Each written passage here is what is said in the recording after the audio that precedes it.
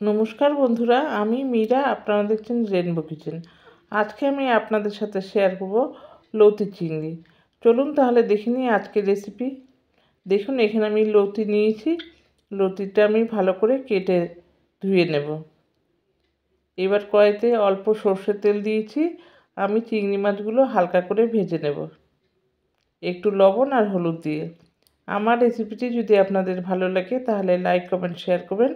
আর নতুন বন্ধুদের বলছি, প্লিজ সাবস্ক্রাইব করে আমার পাশে থাকবেন। পাশের বেল আইকনটি ক্লিক করে অল বোতামটি প্রেস করে দেবেন। তাহলে সমস্ত ভিডিও নোটিফিকেশন আপনাদের কাছে পৌঁছে যাবে সবার আগে। আর পুরনো বন্ধুদের অনেক অনেক ধন্যবাদ আমার পাশে থাকার জন্য। চিংড়ি মাছগুলো হালকা করে ভেজে নিয়েছি। এবার আমি তুলে নেব। এইভাবে চিংড়ি মাছ দিয়ে লতি রান্না করলে কিন্তু খেতে দুর্দান্ত লাগে। আপনারা অবশ্যই একবার ট্রাই করে দেখবেন, খুব ভালো লাগবে।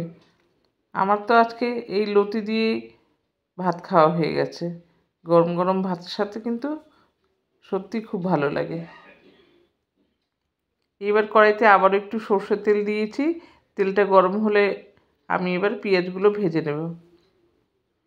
খুব বেশি কড়া করে ভাজবো না, হালকা করেই ভেজে নেব। আর এই লতি চিংড়িতে একটু তেল বেশি লাগে, তেলটা দিলে খেতে ভালো লাগে আর কি।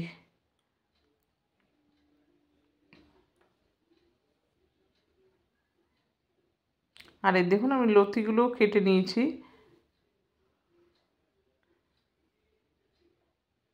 পেঁয়াজটা ভাজা হয়ে গেছে, আর বেশি ভাজবো না।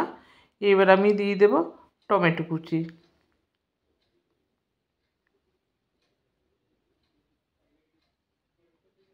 আর লতিগুলো দিয়ে দিলাম, কারণ লতিগুলো কিন্তু আমি ভাপাইনি। আপনারা চাইলে একটু হালকা ভাপিয়েও নিতে পারেন। আমি তেলের মধ্যে দিয়ে একটু ভেজে নেব।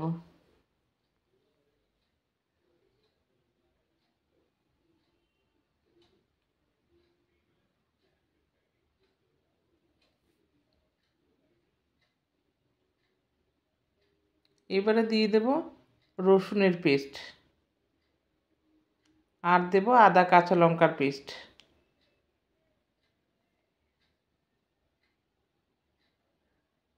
সব কিছু আমি খুব ভালো করে কষিয়ে নেব।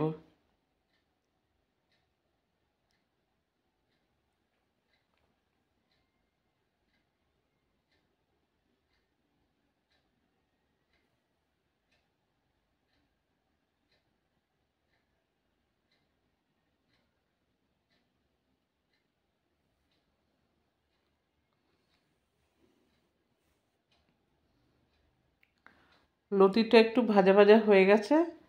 এবার আমি গুঁড়ো মশলা দেব। দিয়ে দিলাম হলুদ গুঁড়ো, জিরে গুঁড়ো, ধনে গুঁড়ো, আর দেব কাশ্মীরি লঙ্কার গুঁড়ো।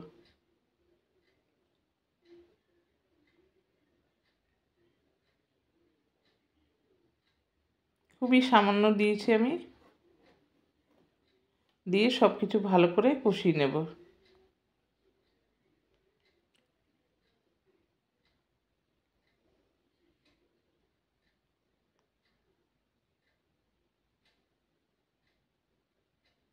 দেখুন কেমন তেল ছেড়ে দিয়েছে। এবার আমি দিয়ে দিলাম স্বাদ মতো লবণ, দিয়ে আবার একটু নেড়েচেড়ে মিশিয়ে দেব।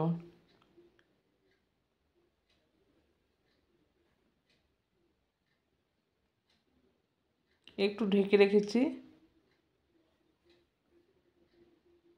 এবার ভেজে রাখা চিংড়ি মাছগুলো দিয়ে দিলাম, দিয়ে আবার একটু কষিয়ে নেব। আমি কিন্তু একটু জল দিইনি, জল ছাড়াই আমি ঢেকে ঢেকে রান্নাটা করেছি, তাতেই লতি সেদ্ধ হয়ে গেছে।